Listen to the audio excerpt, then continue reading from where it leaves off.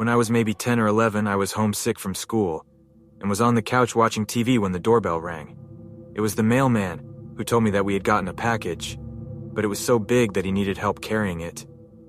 I wasn't that old, but I knew right away something was wrong. I asked him where his truck was because I didn't see it parked out front. He kept telling me it was around the corner. I asked him why the regular mailman wasn't here, and I was told he was visiting family. He kept telling me to open the front door, but I politely told him that I wasn't feeling well, and that I wasn't allowed to leave the house. I told him we would pick up the box from the post office, and he was telling me how much of a hassle that would be, and how my mom would want me to do her this favor. I told him that I would come outside, but that I had to get my shoes from upstairs first. I closed the front door and locked it. Then I ran through the house and locked the back door and called my neighbor, who worked from home. She was a close family friend, and I called her up screaming into the phone that she had to come over right now. Then I stood at the locked front door and stared at the man through the window in the door. He saw me staring and yelled through the door asking if I found my shoes. So I yelled to him that I called my neighbor to help carry it because she's older and stronger. He just turned around and ran. They never caught him. I always wondered if he ever managed to trick some other kid. I mean, it's all speculation since we didn't actually end up getting kidnapped. But when I was 19 and traveling solo in Europe, I met this Australian girl in Spain who was also around 18, and we went to Italy together. We are both short girls and were very clearly in need of a place to stay. We missed our first ferry out of Barcelona, so we had to take the next one. When we arrived in Italy, our train was hours late, and we didn't get into Rome until around 1 or 2 a.m. We navigated the sketchy streets by the Termini train station and finally found our hostel. The check-in lobby was in a small, dingy room that appeared to be a closet. The man working reception looked us up and down and told us there was no room for us there anymore, since we were late, but suggested we stay in their sister hostel. Because desperate, so we agreed. He took us downstairs back to the alleyway, where we were greeted by a large man in dirty clothing. They spoke to each other in a language other than English or Italian, and led us outside. We walked down a couple alleyways until we got to an unmarked door on the side of a building. One of the men made a phone call, again speaking in a different language. We found it odd since everyone could speak English, but they chose to speak in a language we didn't understand. A man cracked the door open just enough to poke his head outside, and upon seeing the other men fully open the door and let us in, we walked down the stairs into the sunken room which was lit by black lights. At this point it was me, my friend, and 3 large men. The reception was a dirty room containing a couch with some dirty sheets laid over it. They told us the rooms were in the basement and to follow them. We walked down a set of stairs, one man in front followed by my friend, followed by another man behind her, followed by myself, and the last man behind me. We went down one flight of stairs to find that there was yet another flight of stairs going down to a closed door. At this point I lost it, and my friend and I pushed past the men and scrambled back upstairs. The men kept shouting at us that the rooms were downstairs, but the scenario seemed way too wild. We eventually found an Australian couple on the street who brought us to their hotel where we booked a room. The next day we searched the internet for the sister hostel they brought us to. We found the hostel online, but it was very clear that this wasn't where they brought us. The hostel boasted beautiful views of the city, so clearly a few levels above ground, and was immaculate. We were definitely in some weird, black-lit, dirty basement. We thought for sure that we were going to get kidnapped that night. I used to date a girl who I would go see every night after I got off work. I worked until midnight. I would stay at her house until about 1 or 2 a.m. Sometimes as I left her house, she would follow me in her car and stop at a nearby all-night grocery store. I always begged her not to, but she always said she'd be fine, so I would wait in the parking lot until she came back out, and then we'd go our separate ways. One time she said, "Just go straight home, I'll be fine." But for some reason, I felt like that's the night I needed to be here. She thought I went straight home. I was in the parking lot as she pulled in, but she didn't see me. As she walked in, a shady-looking dude was walking out. She ignored him, but he looked back at her about 3 or 4 times. Then he gets to his truck and another guy is in there. And they talk through the window for a minute, looking back at the store a couple of times. The second guy gets out of the truck, gets something out of the back of it, then they both head back into the store. I couldn't be sure they were going to do anything but hell if I was going to take a chance. I go into the store too. I saw them motion to each other like, there she is. So I walk a bit faster to catch up, just as they are approaching her. They are looking at each other.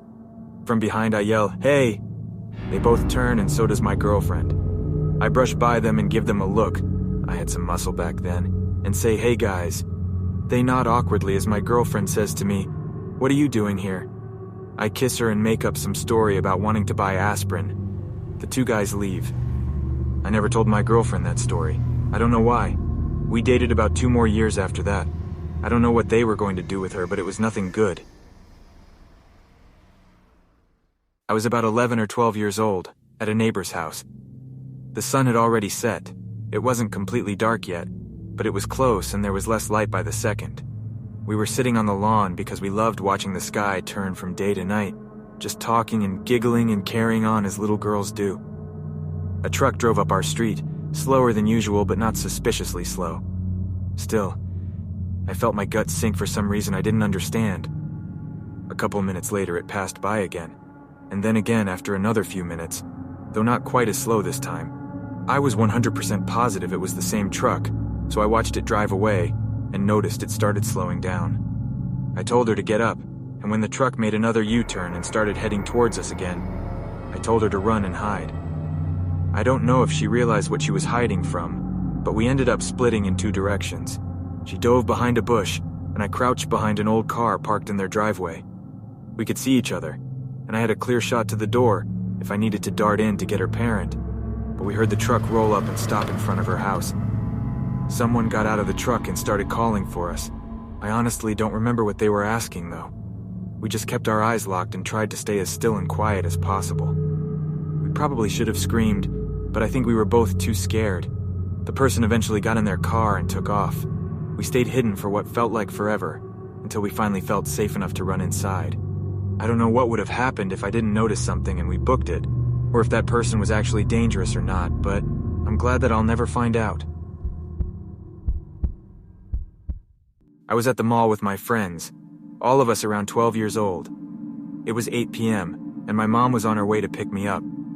We were all chilling together until each of our parents got here to get us.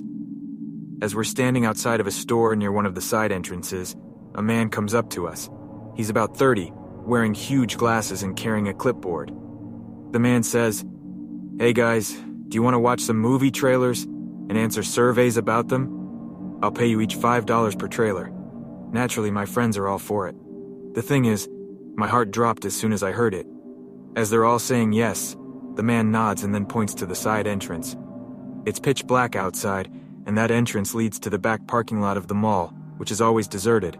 Then he says, "We can do it over there." My friends start to follow the man as he walks toward the glass doors, and I'm trailing behind them. Then, as we get close enough for me to kind of see what's outside, I notice a van parked right outside the entrance. The headlights are on, the car is running. The back door seems to be open. Every part of my being screams. I stop in my tracks and loudly say, "Guys, my mom is here to pick us all up. I don't think we have time for it." The man freezes and keeps his eyes trained on the doors, and I can see his jaw clenching tightly. My friends look at me with confusion, and I try to give them the most terrified expression of warning that I can. Thankfully, they get the message and say bye to the guy. The man refused to turn to look at us, and simply began to walk outside of the mall. As we're walking away, I turn and look behind me one last time. The van and the man were gone. When I was about 13, myself and a friend were walking to a middle school dance. I lived right across the street from the school. From my house, there was about a sidewalk to it from the main road. As we're standing at the traffic light, waiting for our turn, I noticed a man in a van and a person in another car yelling at each other. I'm 100% sure I saw the man in the van wave a gun at the person, so he pulls up to the light and is waiting. He calls to me and my friend, says he needs directions. I pull my friend's arm and tell her we need to leave. We start walking back towards my house away from the guy and he got out. Left the van, right there at the light. My friend and I take off, full tilt. Make it halfway down the path before ducking into some side bushes. We're sitting there with our hands pressed over our mouths while trying to be as still and small as possible. I'm trembling. and can hear my heart pounding in my ear. The man stands at the end of the walkway, staring down towards my house. Luckily, there's quite a few houses along the block, so it would have been impossible to tell which one we ducked into. Clear as day. In his hand at his hip is a gun. He finally leaves and my friend and I run back to my house to call my mom and the cops. I refused to walk to school after that. I was walking down my street at a little after dusk. I saw a van approaching a little ahead, no lights on. Didn't think much of it due to the time of day. The van slowed down and almost started creeping as I was approaching this part of the sidewalk, which had a tall, solid wall fence to a community. This gave me some pause in that quick moment. For me to keep walking, I'd have to go between the wall and the van. In the little time it took me to take a couple of steps, and as the van was getting close, I noticed that the side door was slowly sliding open. The one thought in my mind was, why isn't the light turning on inside the van? When you open the door of a vehicle, the light should come on inside it. Unless you deliberately switch that off. And I just ran to the median. I ran in front of the van and across the street. Because if they're gonna have some use of roadkill me, have it. But they're not getting me in one glorious piece. Immediately the van took off, like someone lit it on fire, from a slow crawl to full speed. As I looked after it to see the plate, I noticed it had no plates, and still no lights. I called the police. They sent cars out and didn't find the van. I never had anything like this happen again, and I'm just an ordinary person, so I don't suspect I was targeted. I was just in the wrong place at the wrong time. When my older sister and I were kids, I was 8, and she was either 10 or had just turned 11. My dad had just bought a new house that wasn't finished being built yet, so we were staying at my grandpa's house for about a month while our new house was being constructed. My sister and I were playing outside when I saw this weird van pull around the corner. I had been taught about creepy white vans in school, so when I saw it, I paid attention and took in the details. Everything except the windshield was tinted. The driver saw us and started to speed up, and I just told my sister we need to get inside. Right as my sister got up, I looked back at the van and saw a guy open the side sliding door and stare straight at us. We made it inside and locked the door. I peeked through the window and saw the van go slowly by while the guy who opened the side door was scanning the yard. I told my mom when she got home about an hour later, and while she said we're right to play it safe and we always should, I heard her tell my dad later that it was probably nothing and we let our imaginations scare us. It was a new place in a neighborhood we weren't comfortable in, so that must be it. The next morning, my grandpa woke me and my sister up and told us that there were cops down the street, and that a little girl had been abducted, and the police wanted us to tell them about the van we saw. Security cameras from a couple houses down saw the van too, and my grandpa's next-door neighbor also had security cameras that showed the van drive by with the side door open and a guy hanging out and looking in our yard. We moved into our new house before we got an update, but my grandpa went to church with the couple whose daughter was abducted. The van was found, along with the clothes the daughter had been wearing. Her body was found in the wetlands a few months later. If we hadn't trusted my gut, that would have been my sister and I.